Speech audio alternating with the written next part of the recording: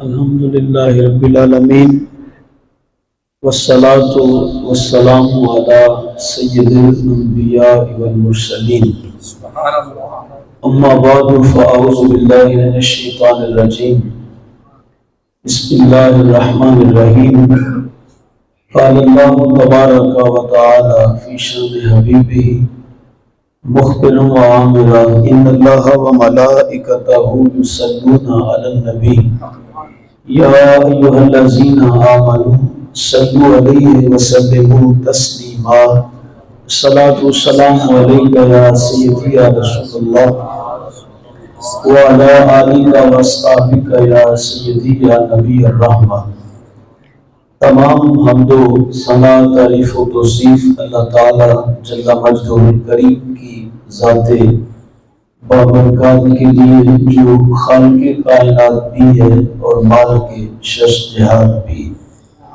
اللہ جل وعلا کی حمد و ثنا کے بعد حضور نبی اکرم شفیع امم رسول محتشم اللہ کے پیارے امت کے سہارے رب کے محبوب دانائے وجود مالک رقاب امم فخر عرب و عجم والی کون و مکان سیاہ لا مکان سید انس و جان سرور لالا رخان ایل تابان سرنشین ماہوشن ماہ خوبان شہنشاہ حسینہ تتمہ دوران سرخیر زہرہ جوالا جلوہ صبح ازل نور ذات لم یزل باعث تکوین عالم فخر آدم و بنی آدم نیل مدحا رازدار ما اوہا شاہد ما طغا صاحب علم نشرہ معصوم آمینہ احمد مصطفیٰ جناب حضرت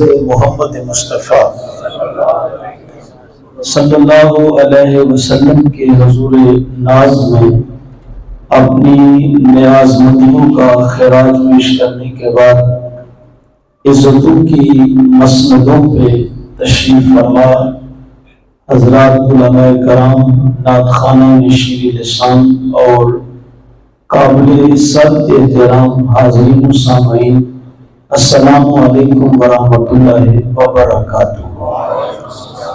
آج کی منعقدہ یہ مجلس نور جو کہ ماہانہ سے قرآن کے نام سے عنوان ہے، محبتوں سے اس کا انعقاد ہوا۔ آپ کے ساتھ ساتھ مجھے بھی حاضری کا شرف نصیب ہو رہا ہے۔ خالق کائنات کی بارگاہ میں دعا گو اللہ پاک اس پاکیزہ مجلس کا ایک ایک لمحہ اپنی بارگاہ میں قبول فرما کے میرے آپ سب کے لیے ذریعہ نجات بنا دے۔ مختصر وقت کے لیے میں آپ کی توجہ کا طالب ہوں اور چند باتیں آپ سے عرض کر لینے کے بعد میں آپ سے اجازت بھی لے لوں گا۔ اللہ پاک میری زبان پہ کلمۃ الحق جاری فرمائے، حق کو سن کر اور حق سمجھ کر ہمیں ماننے کی بھی توفیق عطا فرمائے، اور اس میں سے جو قابل عمل باتیں ہوں اللہ مجھے آپ سب کو اس پہ توفیقات عمل بھی نصیب فرمائے۔ نبی مکرم نور مجسم سرکار دو عالم صلی اللہ علیہ وسلم کا ارشاد گرامی ہے، حضور نے فرمایا اربعۃ من الشقاء، چار چیزیں انسان کی بدبختی میں سے ہیں، یعنی چار چیزیں یا ان میں سے کوئی ایک جس میں پائی جائے تو فرمایا کہ وہ انسان بدبخت ہوگا۔ آئیے اس عقیدے کے ساتھ اس حدیث کو سنتے ہیں کہ اللہ نہ کرے اگر ان میں سے ہمارے اندر کوئی چیز موجود ہو تو ہم اپنے سے اس کو نکال دیں گے۔ سب سے پہلی چیز جو انسان کی بدبختی کی علامت ہے، حضور نے فرمایا وہ ہے جمود العین، آنکھ کا جامد ہو جانا اور آنکھ کا آنسو نہ بہانا اور آنسو کا خراج نہ پیش کرنا، حضور نے فرمایا بدبختی کی علامت ہے۔ ہر چیز کا کوئی نہ کوئی سنگار ہوتا ہے اور ہر چیز کی کوئی زیب و زینت ہوتی ہے، تو بزرگ فرماتے ہیں جو آنکھ ہے اس کی زینت آنسو ہے، وہ آنکھ کی کا کیا جس میں آنسو کا پانی نہ ہو۔ تو حضور نے فرمایا آنکھ کا جامد ہو جانا اور اس کا اللہ کی یاد میں آنسو نہ بہانا، فرمایا یہ بدبختی کی علامت ہے، اور وہ انسان بدبخت ہوتا ہے کہ جو اللہ کی یاد میں بھی جس کو رونا نہ آئے۔ تو یار کبھی تو ایسا وقت آنا چاہیے، یا زندگی میں کوئی ایک بار تو ایسا لمحہ آنا چاہیے کہ بند کمرہ ہو، کوئی نکڑ ہو اور بندہ اس کی یاد میں بیٹھا ہو، اور پھر جو آنکھیں ہیں وہ برسات برس رہی ہو اور اللہ کی یاد میں آنکھیں جو ہیں وہ رو رہی ہو۔ بلکہ امام ابو نعیم نے حلیۃ الاولیاء میں لکھا ہے کہ لا خیر فی عین لا تبکی من خشیۃ اللہ، کہ جو آنکھ اللہ کی یاد میں رونا نہیں جانتی ہے تو اس آنکھ میں بھلائی نہیں ہے۔ اور مولانا روم فرمانے لگے جہاں پہ پانی چلتا ہے وہاں پہ سبزہ ہوتا ہے، اور جہاں پہ آنسو گرتے ہیں اللہ کی رحمات کا نزول ہوتا ہے۔ بلکہ ایک حدیث سنیے گا، حضور نے فرمایا کہ قیامت کا دن ہوگا تو ایک شخص کو حکم ہوگا کہ تو جہنم میں چلا جائے، تو اس کو جب یہ حکم دے دیا جائے گا جہنم میں جانے کا، تو فرمایا کہ اس کی آنکھ کا ایک بال اللہ کی بارگاہ میں عرض گزار ہوگا، وہ عرض کرے گا مالک ایک بار کسی مجلس میں تیرا نام لیا گیا تھا اور تیرا ذکر کیا گیا تھا، تو تیرا ذکر سن کے اس کی آنکھوں سے آنسو تو نہیں ٹپکے تھے، لیکن اس کی آنکھ اتنی نمناک ہوئی تھی کہ میری جڑ جو ہے وہ گیلی ہو گئی۔ تو چونکہ تیری یاد میں میری جڑ گیلی ہوئی تھی اور میں اس کی آنکھ کا حصہ تھا، اس کی پلک میں جڑا ہوا تھا، تو یا اللہ یا تو پھر مجھے آنکھ سے نکال دے یا پھر اپنے اس بندے کی مغفرت فرما دے۔ اور اس کا مفہوم یہی ہے، حضور فرماتے ہیں پھر اللہ تعالیٰ اس کی آنکھ سے وہ باہر نہیں کھینچے گا، بلکہ اللہ فرمائے گا اس بال کے بھیگنے کا صدقہ جا میرے بندے میں نے تجھے معاف کر دیا، تجھے بخش دیا ہے۔ تو فرمایا جمود العین، آنکھ کا جامد ہو جانا اور آنکھ کا آنسو کا خراج نہ پیش کرنا، حضور نے فرمایا یہ بندے کی بدبختی کی علامت ہے۔ دوسری چیز فرمایا وقسوۃ القلب، فرمایا دل کا سخت ہو جانا یہ بھی بدبختی کی علامت ہے۔ وہ بندہ بدبخت ہوتا ہے جس کا دل نہ ہو بلکہ پتھر بن گیا ہو۔ آج اگر ہمارے سامنے ظلم ہو رہا ہو اور ہمارے سامنے لوگ پیاسے اور بھوکے مر رہے ہوں اور بچے بڑھ رہے ہوں، تو اس کے باوجود بھی دل میں درد نہ آئے اور رحم پیدا نہ ہو، تو اس کا مطلب یہ ہے کہ یہ جو گوشت کا لوتڑا ہے یہ دل نہیں رہا بلکہ یہ پتھر بن گیا ہے۔ اور اللہ کی بارگاہ میں دعا کیا کرو، یا اللہ جو سینے میں دھڑکنے والا دل ہے یہ کہیں پتھر نہ بن جائے بلکہ یہ دل ہی رہے۔ تو خوش نصیب وہ لوگ ہوتے ہیں جن کو اللہ نے دل دیا ہوتا ہے، پھر اس میں درد بھی ہوتا ہے، اس میں تڑپ بھی ہوتی ہے، اس میں رحم بھی ہوتا ہے، اور اس دل میں پیار بھی کسی کے لیے ہوتا ہے۔ تو حضور نے فرمایا دل کا سخت ہو جانا یہ انسان کی بدبختی کی علامت ہے۔ بلکہ حضور نے فرمایا کہ راتوں کو اٹھ کر قرآن پڑھا کرو، اور فرمایا پھر قرآن پڑھتے ہوئے رویا کرو۔ پھر فرمایا فَإِلَّمْ تَبْكُوا، اگر رونا نہ آئے تو فَتَبَاكُوا، پہ رونے کی کوشش ہی کیا کرو۔ اور کسی نے داتا صاحب سے پوچھ لیا کہ حضور اگر رونے کی کوشش بھی کریں پھر بھی رونا نہ آئے تو پھر کیا کریں؟ تو داتا صاحب فرمانے لگے پھر اس کو اپنے مقدر پہ رونا چاہیے، اپنے وقت پہ رونا چاہیے کہ اتنا سنگ دل ہو گیا، اتنا یہ دل پتھر اور سخت ہو گیا کہ اس میں گداز نام کی، نرمی نام کی کوئی چیز ہی نہیں ہے۔ تو فرمایا پھر وہ اپنے وقتوں پہ اپنے مقدر پہ روئے۔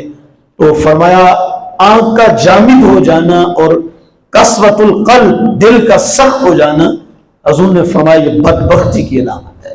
تیسرا فرمایا طول الامل، لمبی امیدیں لگانا، یہ حضور نے فرمایا بدبختی کی علامت ہے۔ جو انسان لمبی امیدیں لگائے بیٹھا ہے وہ بدبخت ہے۔ اس لیے کہ ہمیں جو اسلام نے اور ہمارے دین نے ہمیں سکھایا ہے وہ تو یہی ہے کہ دن، یہ جو زندگی ہے یہ 4 روزہ زندگی ہے اور 4 دن کی کہانی ہے۔ پتہ نہیں کس موڑ پہ جا کے ختم ہو جائے، تو اس سے قبر کی ہم لمبی امید لگا کے بیٹھے ہوں، ہم کہیں کہ نہیں جب تک 60 سال کا نہیں ہو جاؤں گا، ابھی تو 20 سال ملازمت پڑی ہے، اس کے بعد بچوں کی شادی بیاہ بھی کرنا ہے، اس کے بعد عمرہ اور حج کے لیے جاؤں گا، پلٹ کر جب آؤں گا تو پھر مسجد ہوگی اور میں ہوں گا اور اللہ کی بارگاہ میں ذکر اذکار کرنے والا ہوں گا۔ تو یہ ایک لمبی امید ہے۔ اچھا، یہ بندہ وہ پلاننگ کر رہا ہے جس کو ایک سانس کی بھی جس کے پاس ضمانت نہیں ہے۔ یہ تو ہمیں پتہ ہی نہیں ہے کہ جو سانس نیچے گیا ہے یہ اوپر بھی آنا ہے یا کہ نہیں، لیکن پلاننگ کتنی ہے؟ وہ کہتے ہیں ابھی کئی سال میں جیوں گا۔ بزرگ فرماتے ہیں آنے کی ترتیب موجود ہے اور جانے کی کوئی ترتیب نہیں ہے۔ ابھی 90 سال کا دادا یاد ہوتا ہے اور 25 سال کا پوتا اللہ کو پیارا ہو جاتا ہے، تو وہ جب چاہے، جس وقت چاہے، جس حال میں چاہے تو وہ اپنے پاس بلا لیتا ہے۔ قرآن کا فیصلہ ہے فَإِذَا جَاءَ أَجَلُهُمْ لَا يَسْتَأْخِرُونَ سَاعَةً وَلَا يَسْتَقْدِمُونَ۔ جب کسی کا وقت اجل آتا ہے تو لمحہ کے لیے نہ تقدم ہوتا ہے نہ تاخر ہوتا ہے، تو اس وقت اس نے اللہ کی بارگاہ میں جانا ہی جانا ہے۔ تو ہمیں تو کہا گیا تھا زندگی کو عارضی سمجھو، اور جو لمحہ، جو سانس اللہ نے دیا ہے اس کو ضائع نہ کر بیٹھنا بلکہ اس کو غنیمت سمجھنا، اور جو دنیا کے ایام اور شب و روز ہیں ان کو غنیمت جانتے ہوئے اپنے رب کو منا لو اور اللہ کی بارگاہ میں حاضر ہو جاؤ، اور دنیا میں رہتے ہوئے اپنی آخرت کو جو ہے وہ سنوار لو۔ تو فرمایا جو طول العمل، لمبی امید لگانا ہے، یہ بدبختی کی علامت ہے۔ آج ہمارا پروگرام جب ہم بناتے ہیں تو کوئی بندہ یومیہ فہرست تیار کرتا ہے، وہ کہتا ہے آج کے میرے دن کے یہ ٹارگٹ ہیں، آج میں نے فلاں جگہ جانا ہے، فلاں دوست کو ملنا ہے اور فلاں کام کرنا ہے۔ کئیوں نے ویکلی فہرست بنائی ہوتی ہے، وہ کہتے ہیں اس ہفتے کے میرے یہ ٹارگٹ ہیں اور میں ان ہفتوں میں یہ کام کروں گا۔ کئیوں نے ماہانہ جو ہے وہ منتھلی فہرست بنائی ہوتی ہے، کئیوں نے سالانہ فہرست بنائی ہوتی ہے، اس سال کے میرے یہ ٹارگٹ ہیں، سال میں نے یہ کام کرنے ہیں۔ لیکن ایمان سے بتاؤ جب ہم یہ فہرست بناتے ہیں، وہ یومیہ ہو، وہ ہفتہ وار ہو، وہ منتھلی ہو یا وہ سالانہ ہو، بہت سارے منصوبہ جات اس میں لکھے ہوتے ہیں، لیکن ایمان سے بتاؤ کبھی کسی نے اس میں یہ بھی لکھا ہے، یہ بھی درج کیا ہے کہ میں نے ایک دن دنیا سے رخصت بھی ہونا ہے، مجھے موت بھی آنی ہے، جو ایک امر مسلم ہے، ایک امر حقیقت ہے، اس سے فرار نہیں ہے۔ لوگوں نے رب کا انکار کیا ہے، یہ جو کمیونسٹ اداری ہے رب کی ذات کا منکر ہوتا ہے، اللہ کو نہیں مانتا، لیکن جو اللہ کی ذات کا منکر ہے موت کا وہ بھی انکاری نہیں، وہ بھی کہتا ہے کہ جو دنیا میں آیا ہے اس نے سدا نہیں رہنا، اس نے ایک نہ ایک دن دنیا سے جانا ہے۔ میاں صاحب نے کہا سدا نہ باغی بلبل بولن کہ سدا نہ باغ بہاراں، سدا نہ باغی بلبل بولن کہ سدا نہ باغ بہاراں، سدا نہ ماں پہ حسن جوانی کہ سدا نہ صحبت یاراں۔ تو کلو نفس ذائقۃ الموت جو آیا ہے اس نے ایک نہ ایک دن دنیا سے رخصت بھی ہونا ہے۔ حضرت ابراہیم علیہ السلام کی کہانی سنیے گا۔ حضرت اسرائیل علیہ السلام آئے تو اللہ کا سلام پیش کیا، تو جواب جب آپ نے دیا تو کہا اسرائیل آؤ، کیسے آنا ہوا؟ کہا جی میں آپ کی روح کو قبض کرنے آیا ہوں۔ تو کہا کہ خود ہی آئے ہو یا اس کی اجازت سے آئے ہو؟ تو کہا جی معمور من اللہ ہوں وَيَفْعَلُونَ مَا يُؤْمَرُونَ، اپنی مرضی سے تو کوئی کچھ بھی نہیں کرتا، فرشتے سارے کے سارے اس کے حکم کے بندے ہوئے، یہ تو انسان ہے جو اپنی من مانیاں کرتا ہے، فرشتے کو مجال نہیں ہے کہ اس کے حکم کی جو ہے وہ حکم عدولی کر سکے یا مخالفت کر سکے۔ لیکن یہاں رک کے عرض کرنا چاہوں گا، فرشتہ اس کو کہتے ہیں جو اس کے حکم کے مطابق چلتا ہے، لیکن فرمایا بندے اگر تو میرے حکم کے مطابق چلے نا، یہ کام تو فرشتہ بھی کر رہا ہے لیکن تو میرے حکم کے مطابق چلے نا تو پھر اتنا بلند کر دوں گا فرشتہ تیری گرد راہ کو بھی نہیں پا سکے گا۔ اقبال نے اسی انسان کے بارے کہا نا کہ فرشتہ کہنے سے میری توقیر گھٹتی ہے، فرشتہ کہنے سے میری توقیر گھٹتی ہے، میں مسجود ملائکہ مجھے انسان ہی رہنے۔ تو یہ مقام پھر انسان کو ملتا ہے میاں جب وہ بندہ ہو کے رب کی بات نہیں ٹالتا، مانتا جاتا ہے، تو پھر ایک وقت آتا ہے اللہ اس بندے کو انعام یہ دیتا ہے، اللہ فرماتا ہے میرے بندے آج تک تو نے وہ کیا جو میں نے کہا، آج کے بعد تیرا رب وہی کر دے گا جو تو چاہے گا، جو تیری چاہت ہوگی وہی رب اسی طرح کر دیا کرے گا۔ تو توجہ کا طالب ہوں، حضرت خلیل علیہ السلام نے فرمایا کہ اسرائیل خود ہی آئے ہو یا اس کے اذن سے آئے ہو؟ کہا جی اس کی اجازت سے آیا ہو۔ تو کہا کہ پھر اس کو جا کر کہو، میرا پیغام دو کہ ادھر وَاتَّخَذَ اللَّهُ ابراہیم خلیلا، کہتا ہے کہ ابراہیم میرا خلیل ہے، اور خلیل کہتے ہیں گوڑے یار کو۔ تو کہا اب سے جا کے ادھر گوڑا یار بناتا ہے، خلیل بناتا ہے، خلیل کہتا ہے، تو ادھر یار بھی بناتا ہے اور ادھر موت کا پروانہ بھی جاری کرتا ہے۔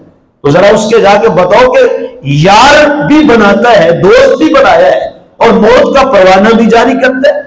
حضرت خلیل کا یہ سندیسہ لے کر حضرت اسرائیل جب اللہ کی بارگاہ میں حاضر ہوئے تو یہ عرض کیا، تو اللہ تعالیٰ نے فرمایا میرے خلیل سے کہو، وہ تو کہتا ہے وہ یار بھی کہتا ہے اور موت کا پروانہ بھی جاری کرتا ہے، تو میرے خلیل سے کہو کہ وہ کیسا یار ہے جو یار ملاقات کے لیے بلائے تو یار ملاقات کے لیے نہیں آ رہا۔ اور دوسرا اسرائیل، یہاں اگر آپ کی توجہ ہو تو میں عرض کرنا چاہوں گا، موت کا فیصلہ اٹل ہے۔ علماء تشریف فرمائیں سے پوچھئے، یہ تقدیر مبرم ہے، یہ ٹل نہیں سکتی، تقدیر مبرم ہے، ٹل نہیں سکتی، لیکن میری اور آپ کی موت کا معاملہ اور ہے، اللہ والوں کی موت کا معاملہ اور ہے۔ میری اور آپ کی موت شاید نہ ٹل سکے، یقیناً نہیں ٹلے گی، جب وقت آئے گا تو رخت سفر باندھنا ہوگا، لیکن جو اللہ کے محبوبین ہوتے ہیں، اللہ کے پیارے ہوتے ہیں، اللہ کی بارگاہ میں عرض کر کے وہ اپنی موت کا وقت بھی تبدیل کروا لیا کرتے ہیں۔ اللہ کی بارگاہ میں دیکھو نا، اگر تقدیر مبرم ہے، ٹلتی نہیں ہے، تو وہ کہتا ہے ان اللہ علی کل شیء قدیر، میں بھی تو قادر مطلق ہوں، تو قادر خود تقدیر کو بدل سکتا ہے۔ اللہ اکبر۔ تو یہ اللہ والے اللہ کی بارگاہ میں عرض کر کے یہ اپنی موت کی تاریخ بھی بدلوا لیا کرتے ہیں۔ یہ آپ کے پڑوس میں انڈیا میں سائیں توکل امبالوی رحمت اللہ علیہ کا مزار ہے، مرجع الخلائق ہے۔ تو کہتے ہیں کہ منگل کے روز ان کا انتقال ہو گیا، تو چونکہ برے صغیر پاک و ہند اس وقت تو یہ تقسیم نہیں ہوئی تھی، تو جنازہ گزر رہا تھا، جس بستی میں رہتے تھے تو ہندوؤں کے بھی وہاں گھر تھے، تو جب بازار سے جنازہ اٹھا تو ایک ہندو خاتون اپنے دروازے پہ کھڑی ہے، اس نے کہا یہ جنازہ کس کا جا رہا ہے؟ تو کسی نے بتایا سائیں توکل امبالوی فوت ہو گئے ہیں، تو ان کا جنازہ جا رہا ہے۔ تو وہ ہندو تھی، ہمارے ہاں تو یہ دنوں کیا کوئی تصور نہیں ہے نا کہ فلاں دن منحوس ہے یا فلاں دن ہے، اسلام تو سارے دنوں کا اللہ کے بنائے ہوئے دن ہے، لیکن ان کے ہاں ان کا اپنا ایک نظریہ ہے، عقیدہ ہے، تو وہ منگل کے دن کو منحوس سمجھتے ہیں۔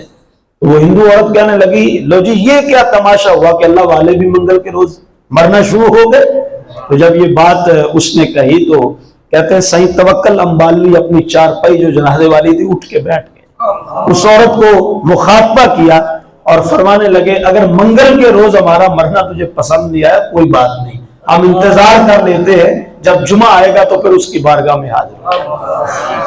تو عرض کرنا چاہ رہا تھا، اب اللہ تعالیٰ نے فرمایا کہ میرے خلیل کو جا کے کہو کہ وہ کیسا یار ہے کہ ایک دوست ملاقات کے لیے بلاتا ہے تو دوسرا دوست ملاقات کے لیے نہیں آ رہا، تو ان کی موت نہیں ہوتی، ان کی موت وصل ہوتا ہے، ملاقات ہوتی ہے۔ اللہ اکبر۔ اور دوسرا کہا اسرائیل میرے خلیل سے کہو کہ اگر وہ جینا چاہتا ہے تو کوئی بات نہیں، وہ جنگلی بیل کی پشت پہ ہاتھ رکھے اور ہاتھ کے نیچے جتنے بال آئیں گے ہم اتنے سال عطا کرتے ہیں۔ تو اسرائیل پھر حضرت خلیل کی بارگاہ، تو جب یہ پیغام پہنچایا تو کہا اللہ تعالیٰ نے یہ فرمایا ہے، تو حضرت خلیل فرمانے لگے اسرائیل بتا اتنے سال جی کے پھر کیا ہوگا؟ کہا جی کل نفس ذائقۃ الموت، پھر ایک دن جانا ہی ہوگا۔ تو کہا پھر جو جانا ہے تو لے پھر میں یار کی ملاقات کے لیے ابھی سے تیار ہوں، مجھے ابھی یار سے ملا دے، ابھی مجھے اس کی بارگاہ میں لے چل۔ تو یہ بات ذہن میں رہے کہ ہمیں کہا گیا ہے کہ لمبی امیدیں نہیں باندھنی، بلکہ تم نے اپنی زندگی کو مختصر سمجھنا ہے، اور جو دن آپ کو ملا ہے اس دن کو غنیمت سمجھنا ہے۔ جو شب ملی ہے اس رات کو آپ نے غنیمت سمجھنا ہے۔ حضرت نبی رحمت صلی اللہ علیہ وسلم کی مجلس لگی ہے تو حضور نے فرمایا بتاؤ زندگی کے بارے میں کیا خیال رکھتے ہو؟ تو ایک صاحب نے عرض کی یا رسول اللہ فجر کی نماز پڑھی ہے، پتہ نہیں ظہر پڑھنا نصیب ہو گیا کہ نہیں۔ تو ویسے آپ سے پوچھنا چاہوں گا، یہ جواب معقول تھا نا؟ ایک بندہ اب عشاء آپ نے پڑھی ہے اور آپ کا یہ یقین ہو جائے کہ فجر کے وقت پتہ نہیں ہم نماز پڑھیں گے یا ہمارے اوپر نماز پڑھی جائے گی، تو ایمان سے بتاؤ اگر آپ کا یہ یقین پکا ہو جائے تو آپ کسی کو گالی دیں گے؟ بولو، آپ کسی سے جھگڑا کریں گے؟ اگر یہ یقین آپ کو ہو جائے، ہونا چاہیے، یہاں تو ایک سانس کی بھی ضمانت نہیں ہے نا، گارنٹی نہیں ہے۔ حضرت مولا کائنات ہاتھ پہ تھوڑی سی خاک رکھتے ہیں اور پھونک مار کے اڑا، فرمایا یہ زندگی کی کیفیت ہے صاحب، یہ پانی کا بلبلا ہے نا، پتہ نہیں کس وقت ٹھوس کر جائے اور منصوبے دھرے کے دھرے رہ جائیں۔ تو اس نے عرض کی یا رسول اللہ صلی اللہ علیہ وسلم فجر پڑھی ہے، پتہ نہیں زور پڑھنا نصیب بھی ہو گیا۔ اب جس کا یہ عقیدہ ہو کسی کو گالی تو نہیں نہ دے گا، کسی کا گریبان تو نہیں نہ پکڑے گا۔ آج ہم یہ جو کچھ بھی کر رہے ہیں نا، اصل بات یہ ہے کہ ہمارا مرنے کا پروگرام ہی کوئی نہیں ہے۔ یہ عقیدہ ہے کہ موت آنی ہے، لیکن وہ کب آنی ہے ہم نے اس کو ایک لمبی امید کے ساتھ جڑا ہوا ہے۔ ہم کہتے ہیں کہ ابھی نہیں ہمیں آنی موت، ابھی تو ہم نے بہت کچھ کرنا ہے، اس کے بعد جا کے آئے گی۔ تو حضور نے اس جواب کو پسند نہیں فرمایا۔ پھر ایک اور صاحب عرض کرتے ہیں حضور، انہوں نے اور وقت کو تھوڑا سا سمیٹ دیا، وقت کم کر دیا، کہا حضور ظہر پڑھی ہے، پتہ نہیں عصر پڑھیں گے یا کہ نہیں۔ حضور نے اس کو بھی پسند نہ فرمایا۔ پھر ایک اور بولے، عرض کرتے ہیں یا رسول اللہ فرض نماز پڑھنا شروع کی ہے، پتہ نہیں اس کا اختتام بھی کر پائیں گے یا کہ نہیں۔ حضور نے فرمایا میری زندگی، میری صحبت میں رہتے ہو اور زندگی سے اتنی لمبی لمبی امیدیں وابستہ کیے ہوئے ہو، پسند نہیں کرا کیا۔ پھر خود فرمایا میں تو یہ کہتا ہوں ایک طرف سلام پھیرا ہے، پتہ نہیں دوسری طرف سلام پھیرنا بھی نصیب ہوگا یا کہ نہیں۔ ہم روزانہ یہ ہمارے مشاہدے میں بات ہے اور ہم یہ خبریں سنتے بھی ہیں، لوگوں کو سناتے بھی ہیں۔ ہم کہتے ہیں جی ابھی دوپہر کا کھانا تو ہم نے کٹے گا، مغرب کی نماز تو ہم کٹھے پڑھ کے مسجد سے نکلے ہیں، تو یقین ہی نہیں آ رہا کہ وہ بندہ فوت ہو گیا، وہ بندہ رخصت ہو گیا، ابھی تو ہمارے ساتھ تھا۔ تو صاحب جب موت آتی ہے تو پھر وہ ایک لمحے کے لیے نہ تقدم نہ تاخر، وہ وقت آ جائے تو پھر موت آ کے دبوچ لیتی ہے۔ تو کہا طول العمل، لمبی امیدیں لگانے والا بدبخت ہوتا ہے۔ اور چوتھا حضور نے فرمایا والحرص علی الدنیا، فرمایا جو دنیا کا حریص ہے، جو لالچی ہے، حریص ہے، جس کا پیٹ بھاری نہیں رہا، بس ہی نہیں کر رہا، تو فرمایا دنیا کا حرص جو ہے، یہاں میرے مصطفیٰ جان رحمت صلی اللہ علیہ وسلم نے حرص کو، لالچ کو دنیا کے ساتھ مقید کیا ہے۔ یہ نہیں کہا کہ حرص بری چیز ہے، بلکہ فرمایا والحرص علی الدنیا، جو دنیا کا لالچی ہے، دنیا کا حریص ہے، وہ برا ہے۔ دین کے بارے آپ حرص کریں تو کر سکتے ہیں۔ آپ دین کے بارے میں آپ کو لالچ آ جائے، آپ کہیں کہ میں نے 5 نمازیں پڑھی ہیں اور میں تہجد بھی پڑھوں گا، میں اس کو اور نیکی کو بڑھاؤں گا، تو یہ جائز ہے۔ حضور نے فرمایا دنیا کا جو حریص ہے اور جو لالچ کرنے والا ہے، فرمایا وہ بڑا ہی بدبخت انسان ہے۔ یار توجہ کا طالب ہوں، کبھی تو انسان کو راضی جانا چاہیے، کبھی تو کہنا چاہیے کہ یا اللہ تیرا شکر ہے جو دے دیا میں اسی پہ راضی ہوں، لیکن یہ تو راضی نہیں ہوتا۔ اس کی سوچ کیا ہے، اس کی ٹون کیا ہے، زندگی گزارنے کا سٹائل اس کا کیا ہے؟ اگر 2.5 مرلے کے مکان میں رہتا تو کہتا ہے 5 مرلے تو ہونا چاہیے، 2.5 مرلے پہ تو چھت بھی بندہ استعمال نہیں کر سکتا، کوئی مہمان آ جائے 2 ہی تو کمرے ہوتے ہیں تو بڑا مشکل ہوتا ہے، کوئی دوست آ جائے تب مشکل ہوتا ہے، کم از کم 5 مرلے تو ہونا چاہیے۔ اچھا اگر 5 مرلے مل جائے تو کیا یہ راضی ہو جائے گا؟ نہیں، کہے گا نہیں جی 5 مرلے میں بھی گزارا نہیں ہے، کم از کم 10 مرلے تو ہونا چاہیے۔ 10 مرلے مل بھی جائیں پھر بھی نہیں راضی ہوگا، کہے گا جی کم از کم کنال کا تو ہونا چاہیے۔ اچھا کنال بھی مل جائے تو پھر بھی نہیں خوش، پھر بھی کہے گا جی کم از کم کوئی 2-3 کنال پہ تو مشتمل گھر ضرور ہونا چاہیے۔ میرے حضور کا فرمان سنیے گا، حضور نے فرمایا یہ انسان کی فطرت میں سے ہے، فرمایا اگر اس کے پاس 2 وادیاں بھی سونے کی ہونا۔ اچھا توجہ کا طالب ہوں، آج تو کسی کے پاس تولہ بھی ہو تو وہ بھی غنیمت سمجھتا ہے، کیونکہ تولہ بھی 2.5 لاکھ سے اوپر کا ہے۔ تو چلو کسی کے پاس 1 کلو سونا ہو تو وہ تو اپنے آپ کو نواب ہی سمجھے گا، وہ کہے گا کلو سونا اور تولہ 2.5 لاکھ کا تو تولہ ہے، تو کلو کتنا ہوگا، کتنا مہنگا ہوگا، تو اپنے آپ کو نواب رئیس سمجھے گا۔ لیکن کلو کی بات نہیں، میرے حضور نے فرمایا 2 وادیاں بھی سونے کی اس کے پاس ہوں تو پھر بھی نہیں رجے گا، پھر بھی یہ کہے گا کاش کہ تیسری وادی بھی ہو جائے، کاش کہ میرے پاس تیسری وادی بھی ہو جائے۔ تو یار کبھی تو یہ کہنا چاہیے کہ مولا تو نے جہاں بھی رکھا ہے، جتنا بھی تو نے دے دیا ہے، مولا میں راضی ہوں، میں اس پہ ہی شاکر ہوں، اسی پہ صابر ہوں، یا اللہ تیرا شکر ہے تو نے مجھے اتنا کچھ عطا کر دیا ہے۔ ایک حدیث سنیے گا، اور میرے قبلہ عالم یہ اکثر اپنے خطبوں میں بیان کرتے ہیں، حضرت مولا کائنات شیر خدا رضی اللہ تعالی عنہ کی مرویات سے ہے۔ حضور نبی اکرم صلی اللہ علیہ وسلم نے فرمایا، اللہ تعالیٰ فرماتا ہے اے میرے بندے جب دنیا میں تو میرے دیے ہوئے تھوڑے رزق پہ راضی ہو جائے گا تو میں قیامت کے دن تیرے تھوڑے عملوں پہ راضی ہوں۔ ویسے یہ ٹینشن فری حدیث نہیں ہے کہ بندہ اچھا نہیں راضی ہوگا تو کیا کر لے گا، اگر نہیں راضی ہوگا تو کیا کچھ بھی نہیں ہوگا، وہ ذات وہ خالق ہے، مالک ہے، اس سے مقابلے نہیں ہے کسی کا، لیکن اگر راضی ہو جائیں گے تو کتنا صلہ کتنا انعام ملے گا۔ حضور نے فرمایا اللہ کہتا ہے جو بندہ دنیا پہ میرے دیے ہوئے تھوڑے رزق پہ راضی ہو جائے گا نا، قیامت کے دن اللہ فرماتا ہے میں اس بندے کے تھوڑے عملوں پہ راضی ہوں۔ اللہ اکبر۔ تو کبھی یہ شکم جو ہے، یہ پیٹ جو ہے، یہ قناعت بھی اس میں آنی چاہیے، اور کبھی اس میں اس کو راضی بھی ہو جانا چاہیے۔ ویسے کئی لوگوں نے بہانہ بنایا ہوتا ہے پیٹ کا، نہیں جی پیٹ کے لیے سب کچھ کر رہے ہیں، تو میرے قبلہ فرماتا ہے پیٹ کا تو لمبا چوڑا مطالبہ نہیں ہے، وہ تو 2 صبح مانگتا ہے، 2 دوپہر مانگتا ہے، 2 کا شام کو تقاضا کرتا ہے، 6 روٹیاں چاہیے بس۔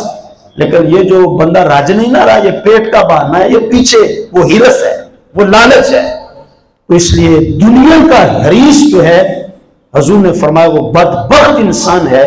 توجہ کا طالب ہوں، ایک بندہ 6 مکان کا مالک ہے، ایک رہنے کے لیے 5 اس سے زائد مکان ہے۔ ہمارے پاس تو کئی پورشن ہوتے ہیں نا جو ساری زندگی خالی پڑے رہتے ہیں، ہاں جی 3 پورشن بنے ہوئے، ایک پورشن بھی پورا استعمال نہیں ہوتے، لیکن ایڈوانس ہم نے 1 پورشن 2 پورشن 3 وہ خالی پڑے ہوتے ہیں۔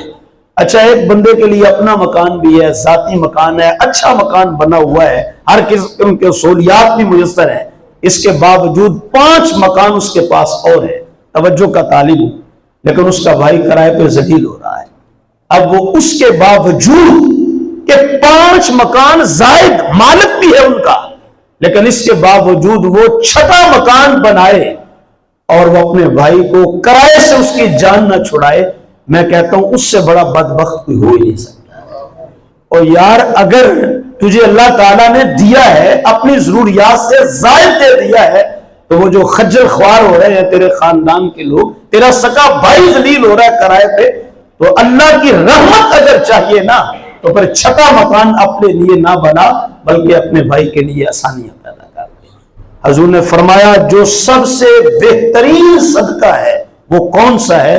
فرمایا جو اپنے غریب ناراض رشتہ دار کو دیا جائے، غریب بھی ہو ناراض بھی ہے اور ہے بھی رشتہ دار، ہے بھی قریبی، فرمایا جب اس کو دو گے تو اللہ کی رحمتوں کے حقدار ٹھہرو گے۔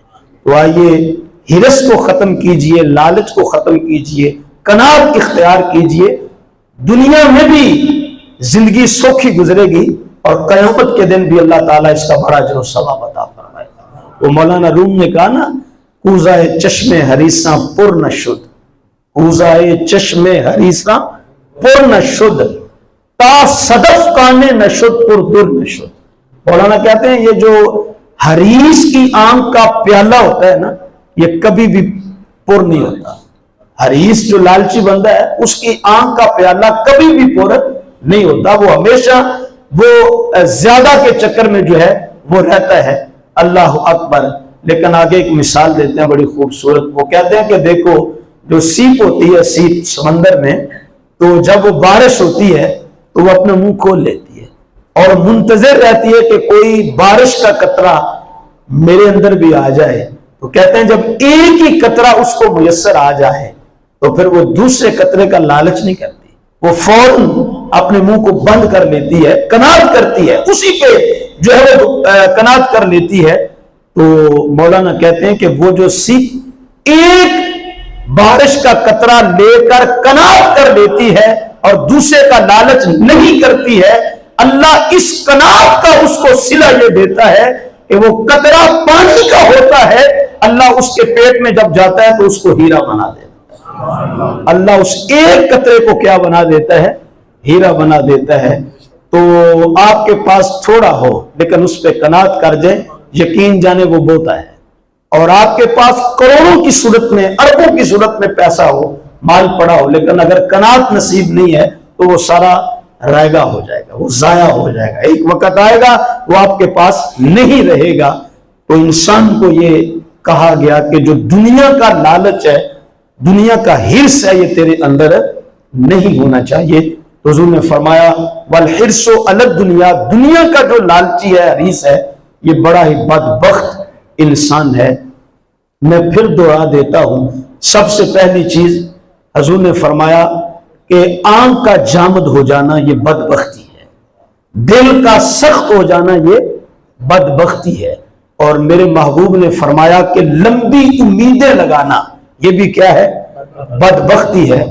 دیکھو حضرت عیسیٰ علیہ السلام، اسرائیل جب ہے کوئی سرمایہ نہیں ہے، کوئی بنگلہ، کوئی مکان نہیں ہے، مفسرین نے لکھا ہے کہ صرف ایک پیالہ تھا پاس رکھتے، بس وہ پانی پینے کے لیے رکھا ہوا تھا، بلکہ بعض مفسرین نے لکھا ہے کہ وہ بھی ایک دن کسی کو پانی پیتے ہوئے دیکھا کہ یوں وہ ہاتھوں کے ساتھ یوں کوزہ بنا کے وہ پانی پی رہا تھا۔ تو حضرت عیسیٰ علیہ السلام کی نظر پڑ گئی تو خیال آیا اس کا مطلب یہ کہ پیالے کے بغیر بھی پانی پیا جا سکتا ہے، یوں بھی پانی پیا جا سکتا ہے، اسی وقت پیالے کو بھی توڑ دیا۔ توکل کے بادشاہ تھے وہ لوگ۔ اللہ اکبر۔ آج ہم تو اتنا کچھ لے کے بھی راضی نہیں ہوتے، پھر بھی شکوہ کرتے ہیں جی ہمیں دیا ہی کیا گیا ہے۔ اللہ اکبر۔ تو حضرت عیسیٰ علیہ السلام کے پاس جب اسرائیل آئے تو کہا کہ آپ نے کچھ بھی نہیں بنایا۔ کہا بناتا کیسے؟ صبح ہوتی تو اینٹ رکھنے لگتا، خیال آتا کہ اینٹ رکھوں تو آ جائے گا، تو پھر وہ دری کی دری رہ جائے گی۔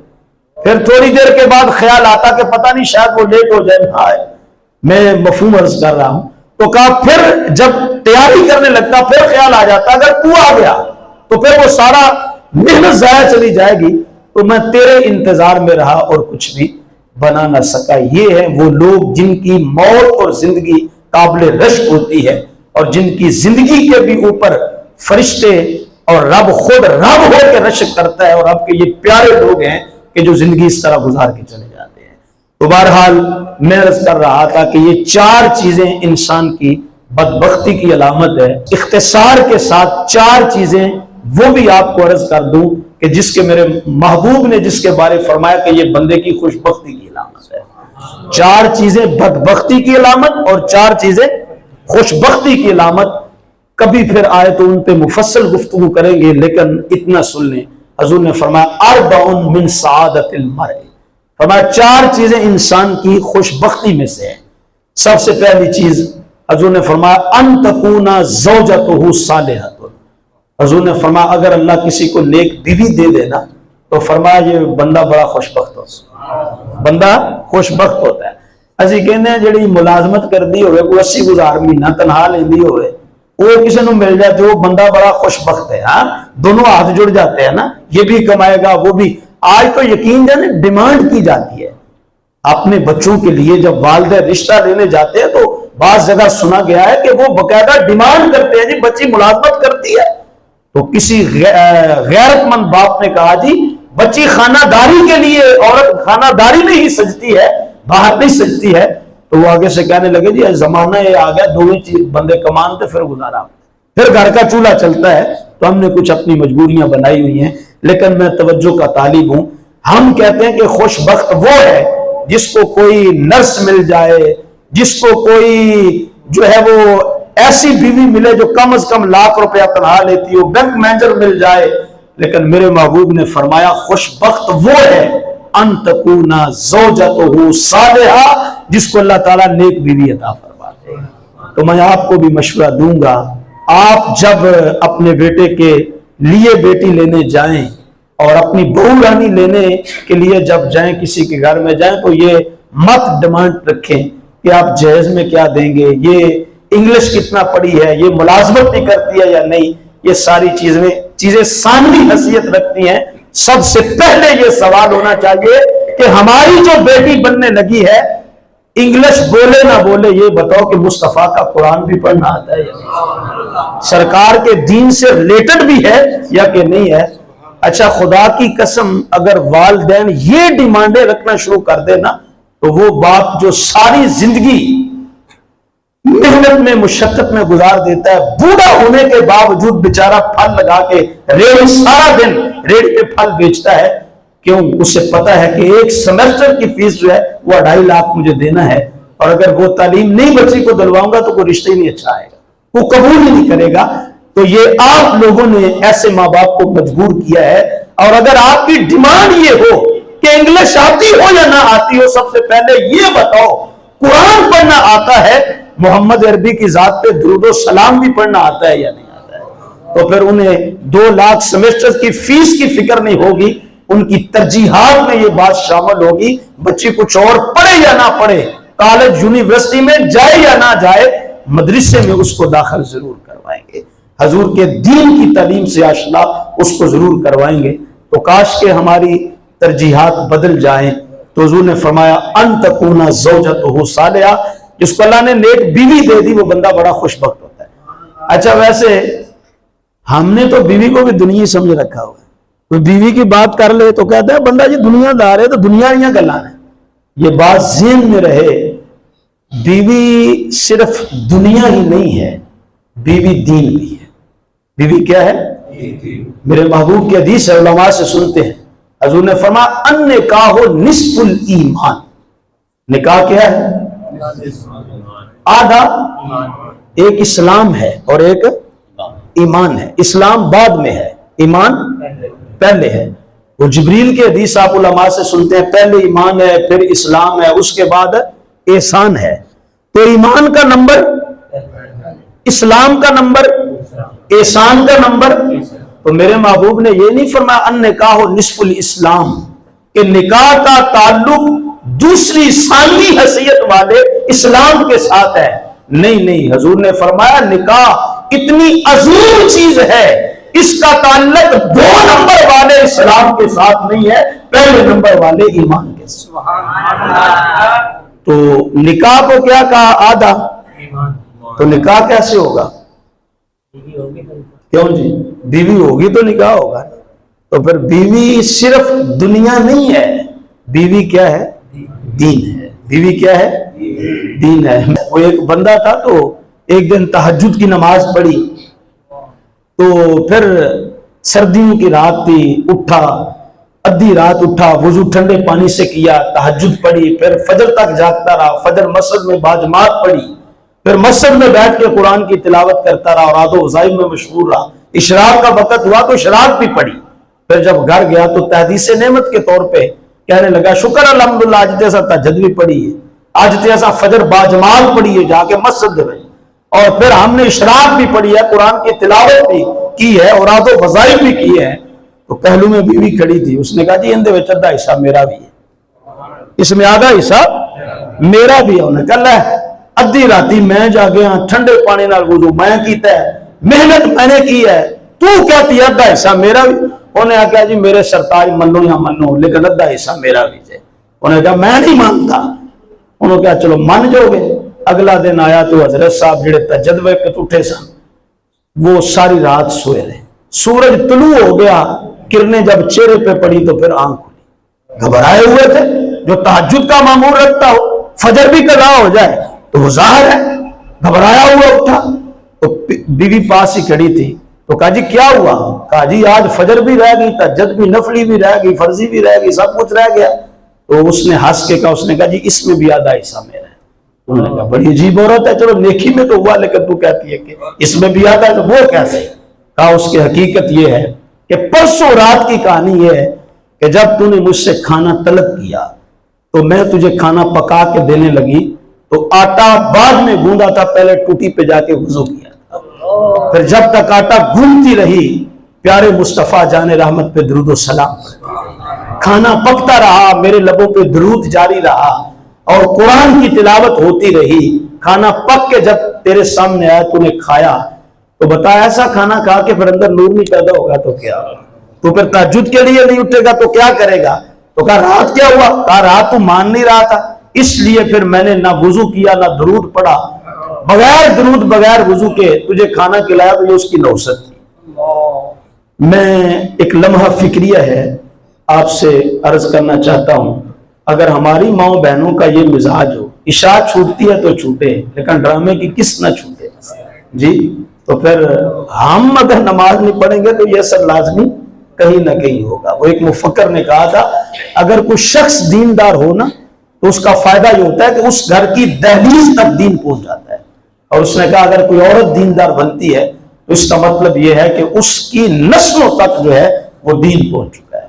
वो हलाकू खान ने जब सारे कारिये कुरान हाफिज़े कुरान हलाक कर दिए, गर्दनें काट दी, तो वो खुश हुआ, उसने कहा जी अब रब का कुरान पढ़ने वाला कोई भी नहीं मैंने छोड़ा, सब मार दिए। लेकिन उसके एक बेटे की जो बीवी थी वो मुसलमान थी, तो उसका जो बेटा था उसने उसको गोद में लेना, दूध भी पिलाना, डोरी भी देनी और उसको कुरान का हाफिज बना दिया। तो जब हलाकू का ये चैलेंज कर रहा था, कोई कार्य कुरान नहीं छोड़ा, कोई हाफिज़े कुरान नहीं छोड़ा, सारे काट के रख दिए, अब कोई भी नहीं कुरान पढ़ने वाला रहा। तो फिर उसी का खून उसी के महल के दरवाजे से मोहम्मद का कुरान पढ़ता हुआ निकल आया। अब उसको सुना तो वो लाजवाब हो गया और कहने लगा नहीं, ये कुरान को कोई भी मिटा सकता नहीं है। तो खैर हुजूर ने फरमाया अनतकूना ज़ौजतुहु सालिहा, जिसको अल्लाह नेक बीवी दे दे तो वो बंदा बड़ा खुश नसीब है। तो अगर आप खुश नसीब बनना चाहते हैं तो फिर दौलत को छोड़े, बाकी रंगो नस्ल को छोड़े, सबसे पहले ये डिमांड करें कि जो बीवी लेने जा रहे हैं वो हुजूर की जात पे दुरूद पढ़ने वाली हो, वो रब का कुरान पढ़ना जो है वो जानती हो। दूसरी चीज हुजूर ने फरमाया व औलादुहु अबरारा, जिसको अल्लाह नेक औलाद दे दे वो भी बंदा बड़ा खुशबख्त होता है। और तीसरी चीज मेरे महबूब ने फरमाया व खुलताहु सालिहीन, जिसको अल्लाह नेक दोस्त दे दे, तो नेक दोस्त का मिलना ये भी खुशबख्ती की नाम जी। लैंड क्रूजर वाला हमारे यहाँ मिजाज के ऐसे नहीं, एमपी नाल दोस्ती लाओ, किसी वजीर से दोस्ती लगा तो बंदा बड़ा खुशबख्त है, बड़े तल्लक नहीं दे, क्या तल्लक है जी? फलां वजीर से दोस्ती है। मेरे महबूब ने फरमाया वजीरा के नाल दोस्ती लाने वाला खुशबख्त नहीं, फरमाया खुशबख्त वो है जिनकी दोस्ती किसी इमाम मस्जिद नाल हो जाए, किसी आलमे दीन नाल हो जाए, किसी दरसे कुरान दे दाई नाल हो जाए। और यार नमाजी नाल यारी लाओगे ना ते जो आप नमाजी है तो तुहानू बेनमाजी, ते किसी सैलमा घर वाले जान नाल लाओगे दोस्ती तो तुहानू मस्जिद विच नहीं जान देगा। अगर जान दी आदत है ये छुड़ा देगा, जहां हो जाएगा वहां तुम्हें भी लेके जाएगा। अपने बख्तों पे नाज किया करो, तुम्हारी दोस्तियां ऐसे लोगों के साथ है जो एक माह के बाद आपको दरसे कुरान में आने के लिए मजबूर भी करते हैं, दावत भी देते हैं, ऐलान भी करते हैं, टेलीफोन और मैसेज भी करते हैं। अल्लाह का इस बात पे शुक्रिया अदा किया करो, ये खुशबख्ती की अलामत है। हुजूर ने फरमाया व खुलताउ सालिहीन, नेक दोस्त का मिलना ये खुशबख्ती की अलामत है। हुजूर ने फरमाया चौथी चीज इंसान की खुशबख्ती से ये है कि अयकुना रिज़्क़ुहु फी बलदिही, कि उसका रिज़्क़ उसको अपने मुल्क में ही मिल जाए, उसका रिज़्क़ उसको अपने घर बैठे मिल जाए, मुल्क में मिल जाए। तो फरमाया इससे बड़ी खुशबख्ती कोई नहीं है। आज मैं सर्वे रिपोर्ट पढ़ रहा था, ये पिछले साल ये जो गुजरा है, इस साल में 12 महीनों में तकरीबन 30 से 35% नौजवान वो रिज़्क़ की तलाश में बैरून मुल्क जाने पे मजबूर हो गए, और 30-35% पहले थे। तो 70% जब ये बाहर चले जाएंगे तो पीछे तो परेशान बुरी रह जाएगा। तो जो काबिल ज़हीन हमारे बच्चे हैं वो मजबूरन, चूंकि हमारे हुक्मरानों ने अपनी जाती अनाद और लड़ाइयों के पीछे लग के इस मुल्क जिसको सोने की चिड़िया कहा जाता था, इसका अमन बर्बाद कर दिया है। वैसे आपकी आमीन के साथ दुआ करना चाहूंगा میں کسی سیاسی پارٹی سے تعلق نہیں رکھتا، میں سب کے لیے دعا کرتا ہوں یا اللہ تو ہدایت عطا فرما، اللہ میرے وطن کو سلامت رکھے، اور یقین ہے ہمیں اللہ کی بارگاہ میں ایک دن حالات ضرور بہتر ہوں گے، ضرور بہتر ہوں گے۔ اللہ میرے ملک کو سلامت رکھے، آپ سب کو اپنی رحمتوں کرم نوازی کے حصار میں رکھے۔ وہ کسی نے کہا نا، دل کے ارمانہ پورے ہوئے تھے ابھی، دل کے ارمانہ پورے ہوئے تھے ابھی، یہ غضب ہو گیا کہ سار ہو گئی۔ بڑی مدتوں کے بعد آپ سے آمنا سامنا ہوا تھا، چاہتے تھے کہ کچھ پیار بھری، کچھ دکھ درد کی باتیں کریں، لیکن وقت کی زنجیریں پاؤں میں جو ہیں وہ جڑی ہوئی ہیں، اس لیے آپ سے اجازت چاہتا ہوں۔ اللہ آپ کو سلامت رکھے۔ وآخر دعوایا ان الحمدللہ